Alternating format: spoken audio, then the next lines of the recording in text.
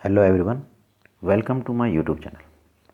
तो आज मैं आपके पास लेके आया हूँ एक्सरसाइज 4.6 के कुछ इंपॉर्टेंट क्वेश्चन जो डिपेंड करेंगे कि हम आपके पास चेक करेंगे कंसिस्टेंसी को।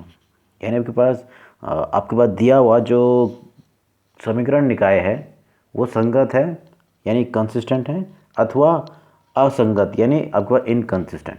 तो हम चेक करेंगे आज के क्वेश्चनों में कि किस प्रकार से प्रूफ किया जाए कि कोई दिया हुआ समीकरण निकाय संगत है अथवा असंगत, यानी कंसिस्टेंट और इनकंसिस्टेंट को चेक करना है आपको। ठीक है। और कुछ जो आपके पास आगे मेथड आपके पास है सॉल्यूशन का, जो मैट्रिक्स मेथड है वो भी तो डिपेंड करते हैं, उसके आधारित क्वेश्चन तो हैं जिसमें हम सॉल्यूशन निकालेंगे।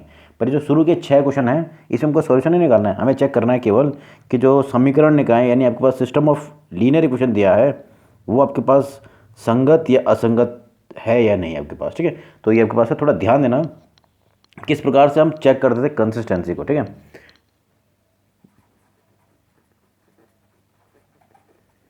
कंसिस्टेंट और इनकंसिस्टेंट, ये मैंने आपको बताया था कि किस प्रकार से चेक किया जाता है कि कंसिस्टेंट और इनकंसिस्टेंट। देखो, तो हमें चेक करना होता है। देखो, सबसे पहले हम चेक करेंगे डिटर्मिनेंट ए। अगर determinant A is not equal to zero तो हम कहते हैं system of equation is consistent. ये क्या है? कंसिस्टेंट। ठीक। इसके आधार पर हम कहते हैं अगर हमने ना जो सिस्टम ऑफ इक्वेशन दिया है उसके लिए अगर हमने डिटर्मिनेंट ए की वैल्यू निकाली और वो क्या आ रहा है नॉट इक्वल टू जीरो, तो हम कहेंगे सिस्टम ऑफ इक्वेशन क्या है? कंसिस्टेंट है। और हम कहते हैं हैज़ यूनिक सॉल्यूशन। क्या कहलाता है? Unique solution. और इस यूनिक सॉल्यूशन को हमको निकालते किससे? मैट्रिक्स मेथड के द्वारा निकाला जाता है यूनिक सॉल्यूशन आपको। ठीक है। दूसरा, कई बार क्या होता है कि डिटर्मिनेंट ए इक्वल टू क्या होता है? ज़ीरो। अगर determinant A equal to zero है तो इस टाइम पर सिस्टम जो होगा वो कंसिस्टेंट भी हो सकता है और इनकंसिस्टेंट भी। ठीक है। तो इस केस में आपके पास system of equations is either consistent और इनकंसिस्टेंट। इस केस में जो आपके पास सिस्टम ऑफ इक्वेशन होगा वो संगत भी हो सकता है और असंगत भी हो सकता है। उसके लिए हम दो चीज़ें निकालते हैं। पहला केस है, उसके लिए हम पहले निकालेंगे adjoint of A into B की वैल्यू निकाल जाती है। क्या निकाल देते हैं? बी की वैल्यू। एडजॉइंट ऑफ ए को बी से मल्टीप्लाई किया जाएगा। इसकी दो वैल्यूज़ के लिए आपके पास दोनों केसेस आपके पास आते हैं। देखिए, पहला केस, अगर ये इक्वल टू क्या हो जाए? ज़ीरो, और ये इक्वल टू क्या हो जाए? डज नॉट इक्वल टू क्या हो जाए? ज़ीरो। यानी adjoint of A into B equal to zero आ रहा है तब के लिए आपके पास है, और आपके पास अगर वो ज़ीरो नहीं है तब क्या होगा उसको आपके पास देखे बाद। तो अगर आपके पास सिंपल सा कि अगर वो नॉट इक्वल टू जीरो तो हम कहते हैं बस इस केस में सिस्टम कहलाएगा सिस्टम इज इनकंसिस्टेंट। अब ध्यान देना है कि आपने डिटर्मिनेंट ए निकाल लिया है, वो जीरो आ चुका था, और उसके बाद आप अगर जीरो आ गया है तो आपके पास हम निकालेंगे क्या? Adjoint A into B.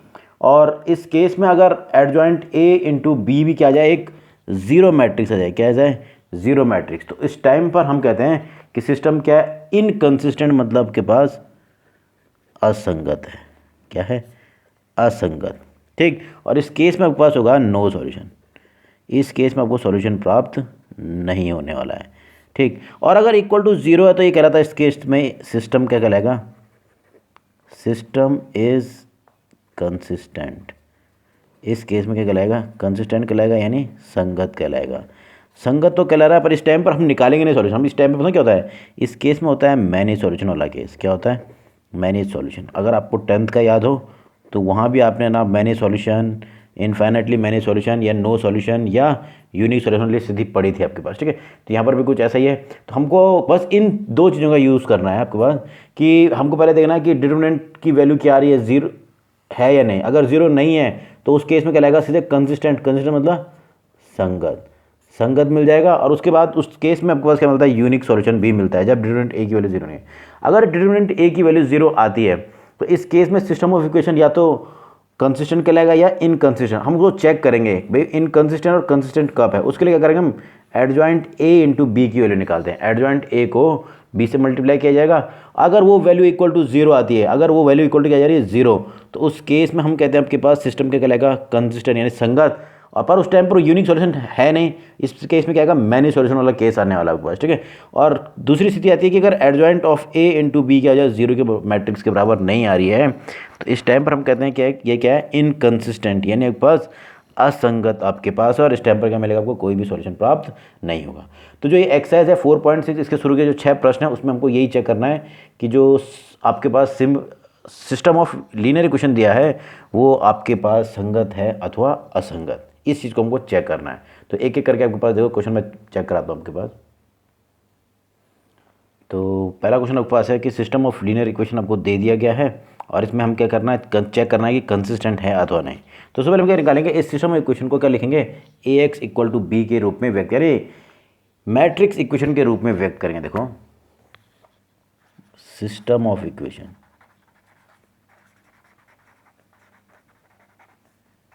Can be express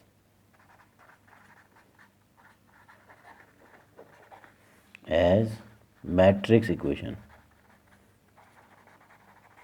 इसको हम सबसे matrix equation A X equal to B के रूप में व्यक्त करते हैं। किसके रूप में, A X equal to B के रूप में, ठीक। ये तीनों की दोनों मैट्रिक्स हैं, इसलिए हमको कहा मैट्रिक्स इक्वेशन, ठीक। तो जहां आपके पास अगर मैं पूछूं ए क्या है, तो सिंपल देखिए, ए इक्वल टू, मैंने कहा था ए होता है आपके पास जो इक्वेशन में वेरिएबल्स हैं उनके कोफिशिएंट का मैट्रिक्स। जैसे पहले इक्वेशन में मैट्रिक्स के में अब जो पहला इक्वेशन दिए हुए हैं, दिया हुआ है उसमें जो वेरिएबल है एक्स है उनके आपके पास कोफिशिएंट हो गए 1 और 2। इसी प्रकार दूसरे में है 2 और 3, तो ये हो गया मैट्रिक्स से। इसी प्रकार एक्स होता है वेरिएबल का मैट्रिक्स जो कि हमेशा कॉलम मैट्रिक्स के रूप में आएगा एक्स वाई। और लास्ट बी हो गया आपके पास जो कांस्टेंट इस तरफ आपके पास राइट हैंड साइड में हो जाएंगे 2 और 3। तो पहले आपने इसको ए एक्स इक्वल टू बी के रूप में व्यक्त कर दिया। अब अगर आपको चेक करना है कि ये सिस्टम ऑफ इक्वेशन कंसिस्टेंट है या नहीं, तो हम क्या करेंगे, डिटर्मिनेंट ए की वैल्यू निकालें। देखो नाउ डिटर्मिनेंट ए मैंने कैलकुलेट किया, तो डिटर्मिनेंट ए कितना रहा, देखो ये हो जाएगा 1 2 2 एंड 3। जब मैं सिंप्लीफाई करूँ तो आपको मालूम है 1 इंटू 3 माइनस 2 इंटू 2, तो ये हो रहा है 3 माइनस 4 इक्वल टू हो रहा है -1 डज नॉट इक्वल टू 0। यहाँ पर जो डिटर्मिनेंट ए की वैल्यू क्या है वो 0 के बराबर नहीं है, तो आपने देखा determinant A is not equal to 0, तो इसका अर्थ हो गया so system of equations is consistent, यानी आपके पास क्या हो गया, कंसिस्टेंट। कंसिस्टेंट मतलब संगत है। और इसका एक अर्थ और आपके पास है कि इसका क्या होने वाला है, अद्वितीय हल, यानी कोई यूनिक सॉल्यूशन है, एंड हैज़ यूनिक सॉल्यूशन। इसका क्या मिलने वाला है, यूनिक सॉल्यूशन मिलने वाला। अब सॉल्यूशन कैसे निकालते हैं वो तो मैं आपको मैट्रिक्स मेथड के दौरान बता दिया गया किस प्रकार से हम इसका सॉल्यूशन निकालते हैं। वही एक्स इक्वल टू क्या निकालता है, ये फॉर्मूला होता है X equal to A inverse into B या 1 upon determinant A adjoint A into B, ये फॉर्मूला आपके पास है, इसका यूज़ करते हैं इसका सॉल्यूशन निकालेंगे। पर जो पहले 6 प्रश्न है उसमें केवल आपको कंसिस्टेंसी चेक करनी है कि वो कंसिस्टेंट है या इनकंसिस्टेंट, यानी संगत है या असंगत है, तो उसका एक तरीका ये आपके पास है, ठीक है। अब मैं बताता हूँ अगर डिटरमिनेंट ए की वैल्यू कहीं पर 0 हो जाए तो उस टाइम पर कैसे किया जाएगा, आपके पास देखिए। तो आपके पास सिस्टम ऑफ इक्वेशन ये दे दिया गया है और इसमें भी हम कंसिस्टेंसी चेक कर रहे हैं, तो सबसे पहले क्या करेंगे, इसको हम लिखाएंगे ए एक्स इक्वल टू बी के रूप में, यानी मल्टीप्लिकेशन आपका जो मैट्रिक्स मल्टीप्लिकेशन का उसका यूज़ करते हुए इसको मैट्रिक्स इक्वेशन के रूप में व्यक्त करेंगे। कैसे, system of equation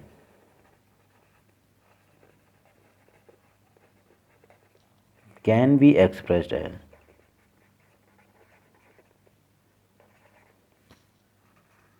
matrix equation. हम इसको मैट्रिक्स इक्वेशन के रूप में व्यक्त करेंगे A X equal to B के रूप में। अब आपको पहले ये भी दर्शाना होगा, यानी शो करना पड़ेगा कि ये ए एक्स और बी के हैं। तो देखो इस केस में ए हो जाएगा, आपको बताया गया ए हमेशा होता है कोफिशिएंट मैट्रिक्स, यानी जो इस इक्वेशन में वेरिएबल हैं उनके जो कोफिशिएंट यानी गुणांक जो उनका मैट्रिक्स है। तो जैसे पहले आपके पास इक्वेशन में एक्स वाई का जो गुणांक है हो गए 1 और 3, ऐसे इधर 2 और 6, और एक्स इक्वल टू होता है हमेशा वेरिएबल का मैट्रिक्स जो हमेशा एक कॉलम मैट्रिक्स होगा, कॉलम मैट्रिक्स मतलब होता है उसमें एक ही क्या होगा, कॉलम, और बी इक्वल टू होता है जो कांस्टेंट है इक्वेशन में राइट हैंड साइड में, वो है 5 और 8।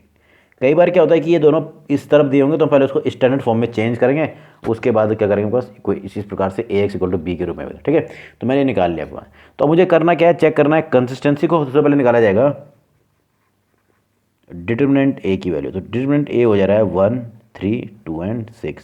तो इसका अर्थ हो गया 6, ये जो क्या 6 माइनस 3 2 6 इक्वल टू 0। तो मुझे क्या मिला, डिटर्मिनेंट ए इक्वल टू 0। अब मुझे ये मिला है। अब जब भी आपको डिटर्मिनेंट ए इक्वल टू 0 मिलता है तो इस टाइम पर जो दिया हुआ जो पास समीकरण का जो निकाय होगा यानी सिस्टम ऑफ इक्वेशन होगा वो इस टाइम पर कंसिस्टेंट भी हो सकता है और इनकंसिस्टेंट भी हो सकता है, तो हमको चेक करना है आपके पास, ठीक है। इसका एक अर्थ आपके पास हो गया कि ए इज नॉट इन्वर्टिबल, ये भी कह सकते हैं, आपने आगे पढ़ा था आपको, ठीक है। ए क्या इन्वर्टिबल नहीं है, यानी हम कह सकते हैं कि A inverse does not exist, ऐसे भी कहा जाता है, ठीक है। तो अब तो आपने डिटरमिनेंट ए की वैल्यू निकाली, उसकी 0 आ रहा है। अगर ये 0 नहीं हो तो हम कहते हैं कि भाई ये कंसिस्टेंट है। अब ये कंसिस्टेंट हो भी सकता है और नहीं भी हो सकता, ठीक है। उसके लिए हम क्या करें, देखो जो सिस्टम है, system of equation may be consistent और इनकंसिस्टेंट, ये दोनों ही हो सकता है अभी, कि आपके पास ये जो आपके पास सिस्टम ऑफ इक्वेशन है वो कंसिस्टेंट यानी संगत भी हो सकता है और असंगत भी होता है। अब हम चेक करेंगे कैसे, कि देखो उसके लिए क्या करेंगे, तो उसके लिए हमको करना है, हम निकालेंगे एडजॉइंट ए इंटू बी की वैल्यू। तो देखिए ये मैट्रिक्स है ए, इसका एडजॉइंट क्योंकि ये सेकंड ऑर्डर का है तो उसका एडजॉइंट हम इजीली निकाल सकते हैं। तो इसका एडजॉइंट क्या होता है वो देखिए, जो विकर्ण का जो एलिमेंट है, जो यानी पर जो डायगोनल एलिमेंट्स आपस में इंटरचेंज होंगे, मतलब ये जो 1 है वो 6 ही जाएगा, 6 का जाएगा 1, यहाँ हो जाएगा 6, यहाँ हो जाएगा 1। और जो अदर एलिमेंट्स होंगे केवल साइन चेंज, यानी अगर नेगेटिव है तो पॉजिटिव और पॉजिटिव है तो नेगेटिव, और इंटू बी करना तो हो जाएगा 5 और 8, ये वैल्यू निकाली जाएगी। अब देखते हैं क्या मिलता है आपके पास। मल्टीप्लाई का नाम क्या आता है, फर्स्ट रो फर्स्ट कॉलम से मल्टीप्लाई हो तो क्या होगा, देखो ये हो जाएगा 30 और ये हो जाएगा -24, ये इस प्रकार से, ठीक है। और अगला देखिए ये मल्टीप्लाई हो तो -10 + 8, तो मुझे प्राप्त हुआ adjoint A into B equal to, देखिए ये मिल रहा है आपके पास 6 और ये हो रहा है -2, ये मिल रहा है, जो कि क्या है, जीरो मैट्रिक्स के बराबर नहीं है। अब ध्यान देना, आपने डिटर्मिनेंट ए की वैल्यू निकाली, जो कि आपके पास क्या प्राप्त हुई है, डिटर्मिनेंट ए इक्वल टू 0 आया था। इस केस में जो सिस्टम ऑफ इक्वेशन है वो कंसिस्टेंट हो भी सकता है और इनकंसिस्टेंट भी हो सकता है। उसके लिए क्या करेंगे, हम एडजॉइंट ए इंटू बी निकालेंगे, जो कि इस केस में क्या रहा था, इस केस में मिल रहा है adjoint A into B is not equal to 0 matrix, ये 0 मैट्रिक्स के रूप में प्राप्त नहीं हो रहा है। तो इस केस में आपके पास हम कहते हैं सो सिस्टम इज इनकंसिस्टेंट, ये कहलाएगा आपके पास इनकंसिस्टेंट, और इस केस में आपके पास है नो सॉल्यूशन, आपके पास कोई भी सॉल्यूशन प्राप्त नहीं होने वाला है, ठीक। तो ये सिंपल सा आपके पास टॉपिक है जिसमें आपके पास हमने देखा। अब एक केस ऐसा भी आ सकता है कि ये 0 हो जाए और क्या पता ये भी क्या आ जाए, 0 मैट्रिक्स आ जाए, तो उस केस में वो क्या कहलाता है, कंसिस्टेंट यानी संगत कहलाता है। पर इस केस में क्या हो रहा है, क्योंकि आपने देखा डिटरमिनेंट ए की वैल्यू 0 आई, उसके बाद एडजॉइंट ए इंटू बी की वैल्यू क्या है, 0 के बराबर नहीं, तो हम कहेंगे वो इनकंसिस्टेंट मतलब असंगत है। तो इस प्रकार से बस, ठीक है। अब कई बार क्या हो सकता है कि आप पता ये अगर ये भी 0 होता, अगर ये तो 0 था ये भी 0 होता ना, तो हम कहते हैं उस टाइम पर कि ये क्या है, आपके पास कंसिस्टेंट कहलाएगा। कंसिस्टेंट तो होगा पर उसमें यूनिक सॉल्यूशन नहीं होगा, उस टाइम पे कहलाता है आपके पास वो इनफाइनाइटली मैनी सॉल्यूशन, क्या कहलाता है, इनफाइनाइटली मैनी, यानी अनंत हल आपको वाली स्थिति आपके पास, ठीक। अब हम पास जो अगला क्वेश्चन कर रहे हैं वो है क्वेश्चन नंबर 4। थोड़ा सा आपके पास आगे बढ़ गए हम आपके पास, कि अभी तक 2 वेरिएबल पे आधारित आपके पास लीनियर इक्वेशन दिए थे, अब क्या है 3 वेरिएबल x, y और z पे आधारित। इसके साथ साथ इसमें एक पैरामीटर a भी आया आपके पास, बाकी तो सारे कांस्टेंट उनकी वैल्यू चेंज नहीं, पर a जो है वो पैरामीटर के रूप में है, ठीक है। देखिए पास तो करने का तरीका तो वही होगा। सबसे पहले सिस्टम ऑफ इक्वेशन क्या लिखेंगे, ax इक्वल टू b के रूप में व्यक्त करें। देखिए system of equation can be expressed ax equal to B, इस रूप में व्यक्त करते हैं। इस केस में अगर मैं कहूँ ए क्या है, तो देखिए अगर आपको याद हो जब हम टू वेरिएबल पर डिपेंड सिस्टम की बात करते हैं, वहाँ पर 2x2 का स्क्वायर मैट्रिक्स बना था ए। यहाँ पर क्योंकि 3 वेरिएबल है और 3 इक्वेशन ना, तो इस केस में आपके पास क्या मिलेगा, थर्ड ऑर्डर का क्या मिलेगा, स्क्वायर मैट्रिक्स। तो आपके पास मिलेगा 1 1 1 2 3 2। ये हो जाएगा यहाँ पर ए और 2 है, ये इस प्रकार से। ऐसे ही अगर मैं x की बात करूँ तो यहाँ पर भी एक वेरिएबल बढ़ जाएगा, हो जाएगा x y z, और v इक्वल टू हो जाएगा 1 2 एंड 4। तो ये इस प्रकार से मैंने पहले a x और b निकाल लिया। अब मुझे देखना है कि ये कंसिस्टेंट है या नहीं, उसके लिए मैं सबसे पहले निकालता हूँ डिटर्मिनेंट a की वैल्यू। देखें now determinant a equal to 1 1 1 2 3 2 A और 2 है। तो आप इसको किसी भी पंक्ति किसी भी कॉलम के अनुदिश का विस्तार कर दीजिए, यानी इसको एक्सपेंड कर दीजिए अलोंग एनी रो और एनी कॉलम, ठीक। या फिर आप ऑपरेशन की मदद से इसको थोड़ा सरल भी कर सकते, जैसे 1 0 0 में चेंज करने वाला आपके पास आपने नियम पढ़ा, ठीक है। तो मैक्सिमम प्लेस में 0 बनाने की कोशिश भी कर सकते हैं, ठीक है। पर मैं इसको डायरेक्ट कर रहा हूँ फर्स्ट रो के अलोंग, एक्सपेंडिंग अलोंग R1। तो मुझे क्या प्राप्त, देखो तो मुझे प्राप्त हो रहा है a equal to 1, first row का पहला एलिमेंट, ठीक है, ये गुणा इस रो का 6a माइनस 2a। अगला एलिमेंट होता है नेगेटिव -1, ये गुणा इधर होगा तो 4a माइनस 2, ये गुणा आपके पास, ठीक है, लास्ट 1, और इस प्रकार से यहाँ पर हो रहा है 2a माइनस 3। तो मैं जब सिंप्लीफाई करूँ तो हो रहा है 4a, देखिए 6a माइनस 2 हो गया 4a। यहाँ पर तो 4a माइनस 2a और आपके पास -2a, ठीक है, पर आपके पास आगे से ये हो जाएगा -2a, और आगे लास्ट देखो a 2a माइनस 3a मतलब माइनस a, तो ये हो रहा था 4a minus 3a equal to a। ये इस प्रकार से मुझे डिटर्मिनेंट a की वैल्यू मिली a। अब a के बारे में कुछ नहीं कहता है मेरे पास कि a क्या है, तो हम a को जो भी पॉसिबल हमारे पास है उस हिसाब से लेने वाले हैं। तो मैंने डिटर्मिनेंट a की वैल्यू निकाली, आपके पास जो कि मिल रहा है स्मॉल a प्राप्त हो रहा है। अब a के बारे में कुछ बताया नहीं है आपके पास, है कि नहीं। अब देखो अगर a 0 होता, अगर मान लो कि a क्या है 0 होता है यहाँ पर, तो अगर आप देखो a इक्वल टू 0 तो पूरे के पूरा जो थर्ड इक्वेशन क्या हो जाएगा, अपने आप ही क्या हो जाएगा, हट जाएगा।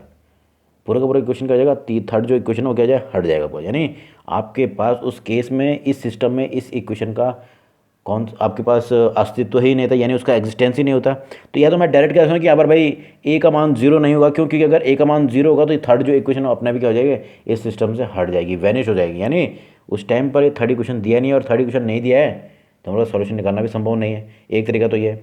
अब a को आप चाहे तो आप अलग अलग लेके कर सकते हो कि भाई a की वैल्यू मैंने 0 ले ली, a की वैल्यू 0 नहीं ली आपके पास, ठीक है। तो देखते हैं क्या क्या प्राप्त होता है। अब क्योंकि क्वेश्चन में तो आपके पास a के बारे में कुछ नहीं बताया, वैसे मैंने आपको बता दिया कि अगर a का मान 0 होता तो जो थर्ड इक्वेशन है पूरा का पूरा वैनिश हो जाता, मतलब डिलीट हो जाता, आपके पास पूरा इक्वेशन हट जाता।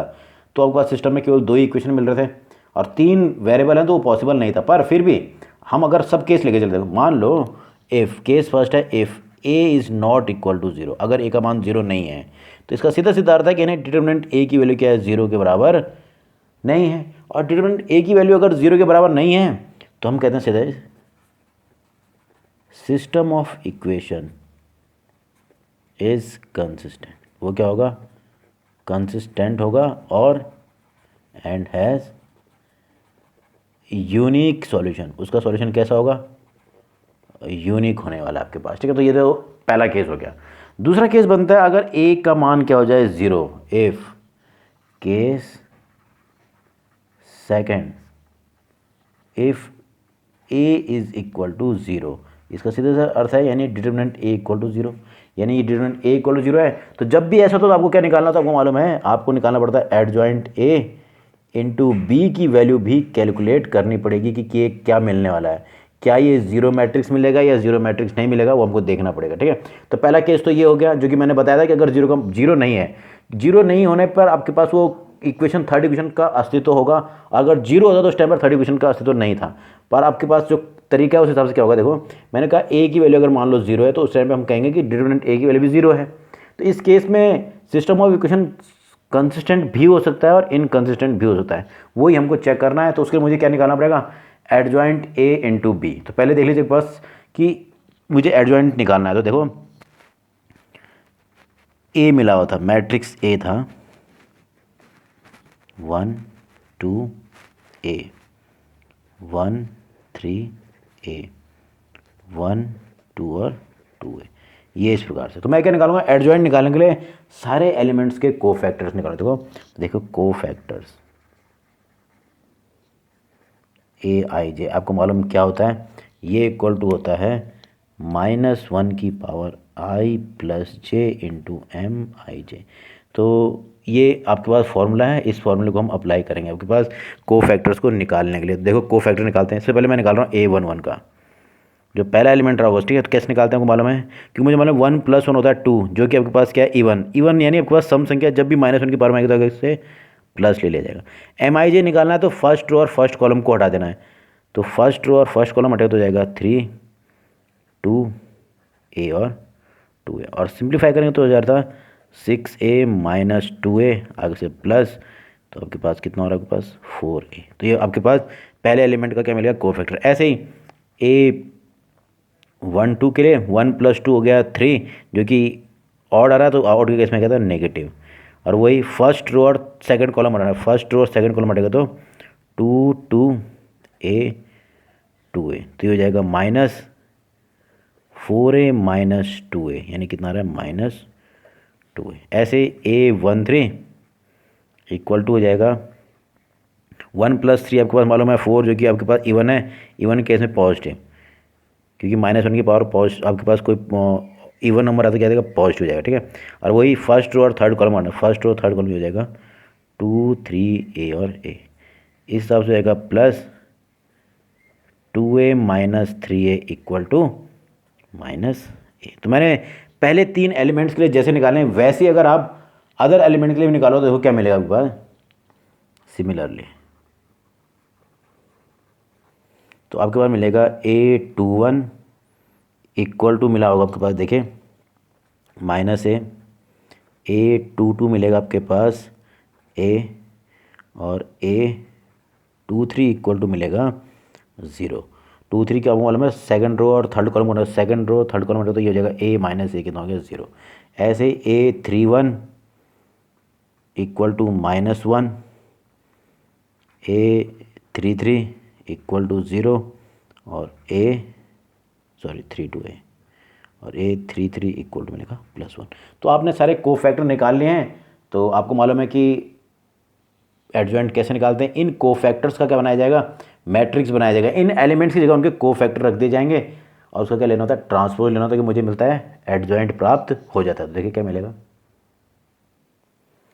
तो एडजॉइंट मुझे मालूम है कि एलिमेंट्स की जगह उनके कोफैक्टर रख दिए जाते हैं, और जो प्राप्त जो मैट्रिक्स होता है ये, उसका कहते हैं ट्रांसपोज। तो इस हिसाब से मुझे मिल रहा है एडजॉइंट ए इक्वल टू, देखिए ये इसका जब ट्रांसपोज लेंगे तो ये हो जाएगा फर्स्ट रो फर्स्ट कॉलम हो जाएगा 4a - 2a - a, second row second column बने तो -a 0, और ऐसी थर्ड रो थर्ड कॉलम बने तो -1 0 और 1।